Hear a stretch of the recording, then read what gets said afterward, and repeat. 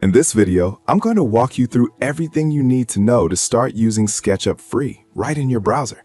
It's literally the easiest software for creating architecture or interior designs. In just 10 minutes, you'll be able to create projects like this table, even if you've never tried 3D modeling before. No prior experience required.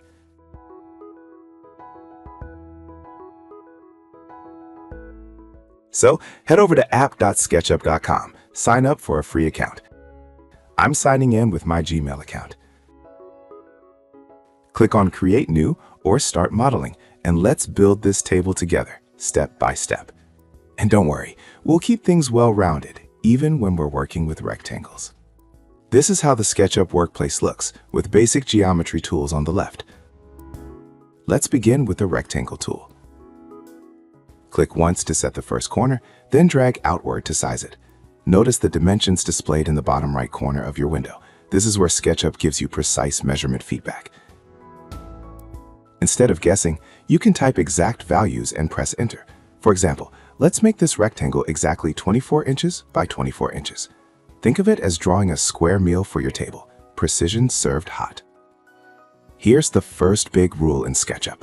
Every drawing and modification tool accepts dimensional input. That means you can always type in numbers for accuracy. If you make a mistake, don't worry. Just press Ctrl-Z to undo, like we create lines at different axes. Or, if you're still in the same action like creating a circle, simply retype the dimensions until you're satisfied. That's basically the radius in case of a circle. Once you switch tools, you'll need modification tools to adjust, but we'll cover those later. In short, measure twice, click once. It's the carpenter's pun turned digital. Now let's give this tabletop some thickness. Select the Push-Pull tool, click once on the face, pull upward, type 0.075 inch, and press Enter. SketchUp is flexible. It understands fractions, decimals, inches, feet, milliliters, centimeters, whatever unit you prefer that you can set before starting a project. Push-Pull is basically SketchUp's way of saying, go ahead, stretch your imagination. Congratulations, you've just created your first 3D object. But before moving forward, it's important to protect it. In SketchUp, geometry tends to stick together unless you wrap it in a group or component. To do this, triple-click with the Select tool, or make a selection boundary. Right-click and choose Make Group. Now your tabletop is safely contained. Always group or component your shapes early. It keeps your model organized and prevents messy overlaps. As your project grows, you can nest groups and components into logical assemblies, which makes complex models much easier to manage. Think of groups as Tupperware for your geometry, keeps things fresh and separate. Next, let's talk navigation. A 3-button mouse makes life much easier. Scroll to zoom in and out. It zooms from the position of your cursor. Hold the middle mouse button to orbit the camera and add Shift while orbiting to pan. Mastering these basics will make modeling feel natural. Once you get the hang of it, you'll be orbiting like a planet in SketchUp's little universe.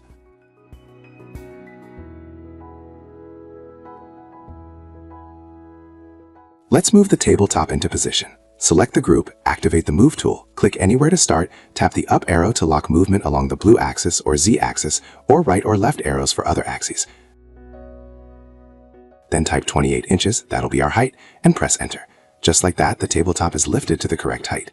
Tables rise quickly in SketchUp, unlike bread dough. Now let's add a bevel. Zoom in and orbit underneath the tabletop and double-click to open the group. Remember, everything in SketchUp is made of edges and faces, like this rectangle has a face on the bottom with 4 edges. Tools like rectangle or circle simply automate creating those edges and faces. Modification tools like Move or Scale adjust their size, position, or orientation. Once you understand this principle, SketchUp becomes much less intimidating.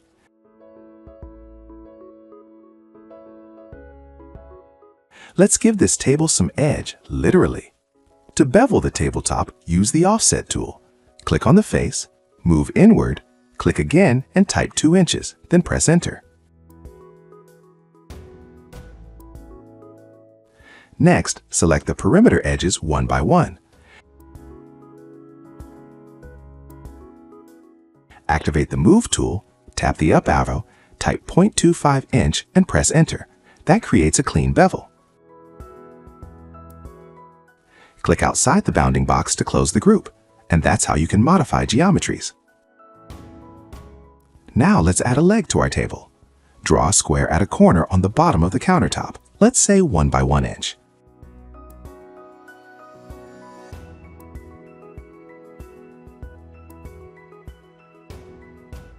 Use push-pull to extrude it down to the ground, snapping to the origin for accuracy.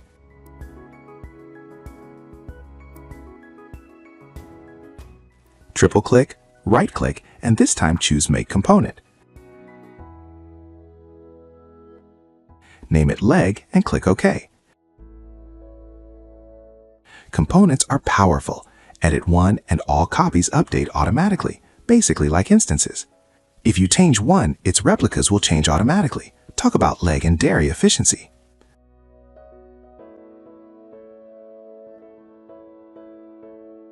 To taper the leg, double-click to edit the component. Use the tape measure tool to create a guide 6 inches down from the top. Draw a line at that guide to define a surface. Then use the scale tool on the bottom face to shrink it by 0.5. Do that from both sides.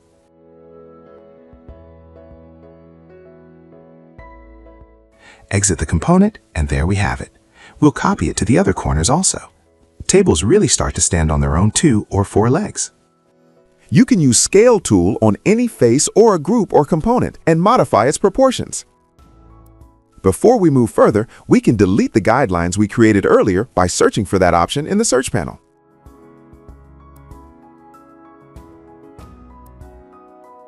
Select the leg, activate the Move tool, and click a corner point.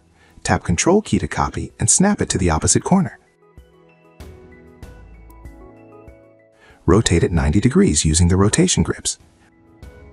Repeat this for the other legs.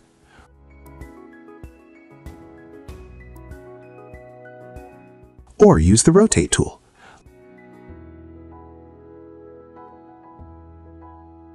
Lock the blue axis with the up arrow, set the rotation point at the table center, tap Control for copy mode, rotate 90 degrees, and type 3x, enter to make 3 copies. That instantly creates 3 evenly spaced copies. Another way we can use is that we can copy the object using the Move tool like we did before. And now look out for Flip tool in Extra Tools that we can use to basically mirror an object. Click on the plane you want to mirror it to.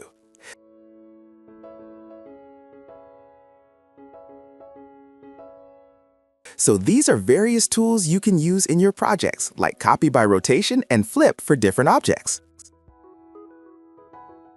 You can also create arrays with the Move tool using multiplication or division for different objects.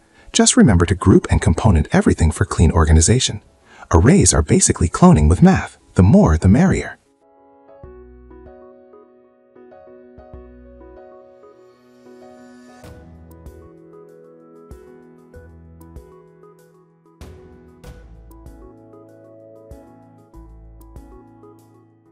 Now, if the tabletop gets in your way, assign it a tag and toggle visibility whenever needed.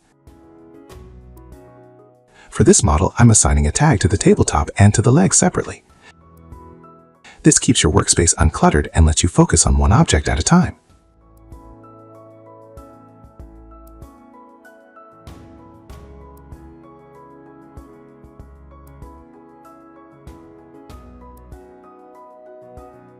We can apply materials with the Paint Bucket tool at any stage of modeling to define different objects.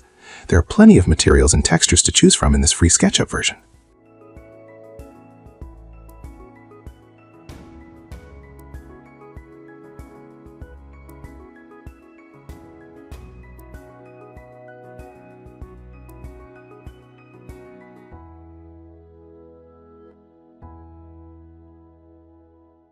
We can also experiment with light and shadows by turning the shadows option on, changing the time and date to see how shadows fall on our model. It's a fun way to preview how your design interacts with daylight.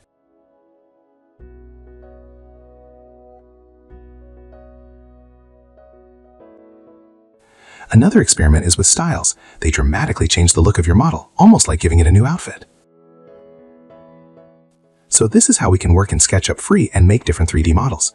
There's so much more to SketchUp, but this quick start should give you confidence to begin building. Make sure to subscribe to Architutors and drop a comment if you'd like me to cover a specific topic. Thanks for watching, and I'll see you in the next video. And remember, in SketchUp, the only limit is your imagination. Everything else is just a matter of dimensions.